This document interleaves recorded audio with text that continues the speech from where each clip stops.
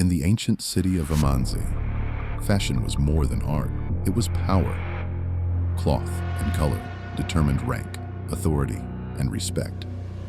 And among all who stitched, cut, and imagined, one name reigned supreme: Zarela. Her rise had been meteoric. What she unveiled today became the trend of tomorrow. Seasons seemed to bend themselves to her designs. Rival designers watched helplessly, knowing that whatever idea they imagined, Zarela had already created it. She welcomed both reverence and resentment. Arrogance was stitched into her very spine. Pride crowned her head. Her laughter could cut deeper than the sharpest blade. She mocked humility and ridiculed prayer. When others thanked God for talent, Zarela smiled coldly.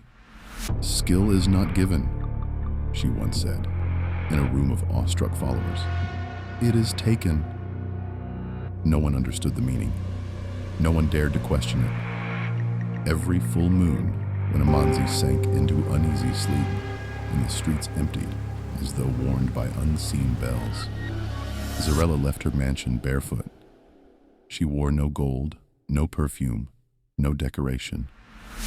Only a dark cloth wrapped tightly around her body as she ventured into the forest, deeper and deeper, until the city's lights faded behind her. She always stopped at the river Iyamiri. Elders had long warned the people about that river. Children were forbidden to swim there after sunset. Hunters avoided it. Fishermen said their nets returned torn when cast too close. The river breathed.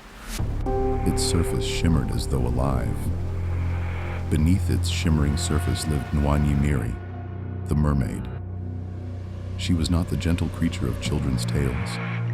Her beauty was unsettling, cold, perfect, in a way that made the heart shrink.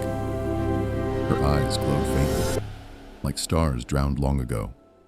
Her hair floated endlessly, weaving patterns no human hand could ever reproduce. "You are late," the mermaid whispered, her voice slipping into Zarela's bones. "I had admirers," Zarela said proudly. The mermaid's smile widened, not kind, but hungry. Then she sang, not a song of joy, but a song of depth, of things lost beneath the water, of promises never meant to be kept. As the melody washed over Zarela, her mind filled with visions, designs the world had never seen.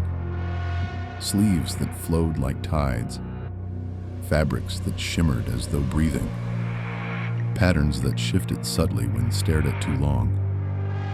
By morning, a new masterpiece existed, but the river never gave freely.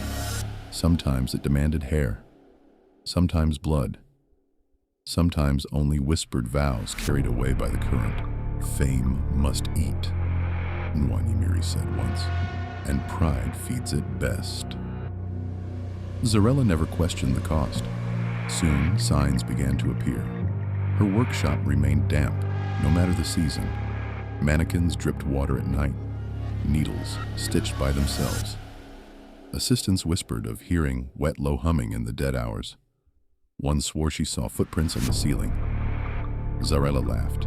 "Fear is for the untalented," she said, and she continued to rise.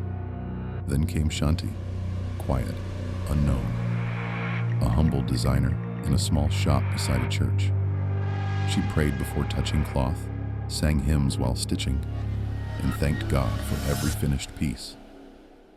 Her designs were simple, yet when people wore them, something changed. They felt lighter, calmer, whole. Slowly, customers drifted away from Zarela. For the first time, she felt threatened. She ran to the river, furious. "I am losing them," she spat. "Give me more!" The water rose higher than ever, soaking her waist. Nwanyimiri's smile was wider now, sharp teeth gleaming in the moonlight. "You have taken much," the mermaid said softly. "It is time you give something that matters." Fear entered Zarela's heart quietly, like water seeping into cloth. Meanwhile, Shanti began to dream. Black waters swallowing dresses, mirrors screaming, Zarela sewing with bleeding fingers, distorted reflections. She prayed harder. One evening, an old woman stopped her and gripped her wrist. "Talent without God sinks," the woman whispered. "Follow the river."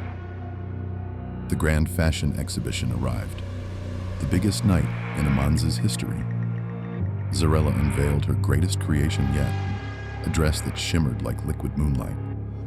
The audience gasped. Then the dress began to drip. At first, softly, then steadily.